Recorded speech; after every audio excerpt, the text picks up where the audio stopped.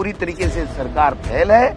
जिले खत्म कर रही है, संभाग खत्म कर रही है, बुजुर्गों को पेंशन नहीं दे रही है, स्कूलें बंद कर रही है, सड़कें टूटी हुई पड़ी हैं, कानून व्यवस्था है नहीं, आपस में इनकी अंतर्द्वंद है, जिससे ये चरमरा रही है। कहीं हमें तो डर लग रहा है 5 साल पहले गिर नहीं जाए ये सरकार। अभिभाषण कैबिनेट मंजूर करती है, सरकार जो झूठ बुलवाती है वो बोलना पड़ता है। के अलावा एक शब्द भी बोलने का महामहिम का कायदा नहीं होता, ये परंपरा भी नहीं है, ये नियम भी नहीं है। फिर भी उन्होंने अपने अंदाज से जब भाषण दिया वो कोरी बातें थी, धरातल पे उसका किसी भी प्रकार का प्रभाव नहीं है, धरातल पे वो चीजें नहीं है। और उन्हीं के कैबिनेट मंत्री ने पूरी 12 महीने की इनकी पोल खोल के रख दी सरकार की कि बिशलपुर में अवैध बजरी निकाली जा रही है। इसका मतलब पूरी सरकार में भ्रष्टाचार व्याप्त है, कोई ठोस अपराधियों पे कार्रवाई नहीं हो रही है, बजरी माफिया, खनन माफिया सारे के सारे हावी हैं और इनमें आपस में भी सामंजस्य नहीं है। जब इस तरह की बात हो तो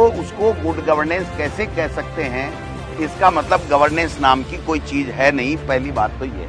दूसरी, इन्होंने कहा ERCP KPC 1 रुपया दिया नहीं, बांध बनने की बात कर रहे हैं। वो कांग्रेस की सरकार के समय, हमारी सरकार के समय में जो 10,000 करोड़ रुपया दिया था उसकी बात कह रहे हैं। वो बांध बन करके तैयार हो गया तो इनके समय में नए वो स्वीकृति है।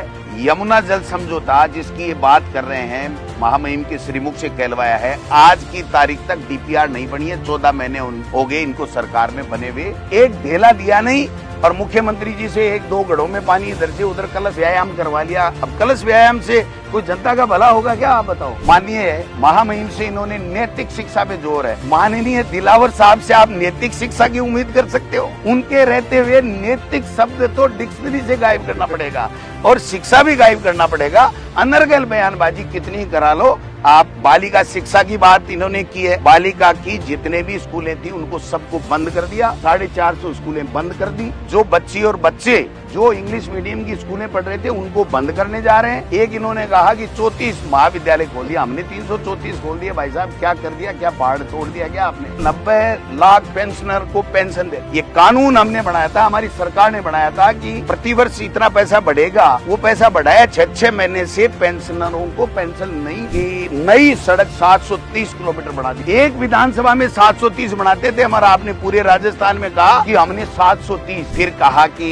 दिन में बिजली की ओर अग्रसर हो रही है सरकार। बिजली 4 घंटे भी किसान को मिली नहीं है, तो ये इनकी बिजली की स्थिति है। फिर ये यूरिया की बातें की है, DAP और यूरिया मिली नहीं किसान को, ये बात भी मैं कहना चाहता हूँ। ये पेपर लीक की बड़ी बड़ी बातें कहते हैं, छोटे छोटे पेपर, BSc का पेपर, ये DLED जो होती है उसका 2nd ईयर का पर्चा इनका लीक हो गया। तो ये जब छोटी छोटी ग्रेजुएशन का, PG का यही नहीं करवा सकते तो फिर ये बड़ी बड़ी बातें करने से कोई फायदा नहीं है। ये भी कह रहे हैं हम मगरमच्छों को पकड़ेंगे, पेपर लीक वालों को पकड़ेंगे। और हमारे पायलट साहब भी काफी पहले दिन से इसके ऊपर आंदोलन भी किया और बात भी कह रहे हैं पेपर लीक वालों को, अपराधियों को पकड़ना चाहिए। और मैं प्रदेश अध्यक्ष ये कह रहा हूँ कि पेपर लीक में शामिल कोई भी मगरमच्छ हो, कोई भी बड़ा व्यक्ति हो, उसको पकड़ना चाहिए। लेकिन ये पकड़ना छोड़ो, RPSC को भंग करने की बात करने वाले RPSC में चेयरमैन नहीं बैठा सके, मेंबर नहीं बैठा सके। ये कह रहे हैं कि हमने भर्तियां 1,10,000 की बात की। कहाँ है 1,10,000 भर्तियां?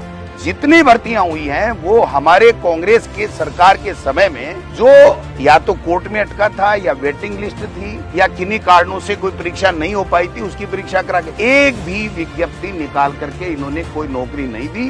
दूसरा, जिले संभाग खत्म कर दिए, उसकी कोई बात कर नहीं रहे हैं। भरतपुर और बीकानेर में ये कह रहे हैं कि विकास प्राधिकरण बना दिया। भरतपुर के जिला प्रमुख का चुनाव मुख्यमंत्री जी नहीं करा पाए मेरे बार बार चैलेंज करने के बाद में। तो क्या 1 स्टेट और 1 इलेक्शन की बात करेंगे? और आज तो जिक्र ही नहीं किया कि हम 1 स्टेट 1 इलेक्शन की ओर बढ़ रहे हैं। ये 1 स्टेट 1 इलेक्शन कुछ नहीं है, ये घबराए हुए लोग हैं। ये पर्चियां दिल्ली से आई नहीं, इसलिए ये चुनाव करवा नहीं पाए। जिस दिन ये चुनाव करा देंगे, दूध का दूध पानी का पानी हो जाएगा, ये मैं कहना चाहता हूँ।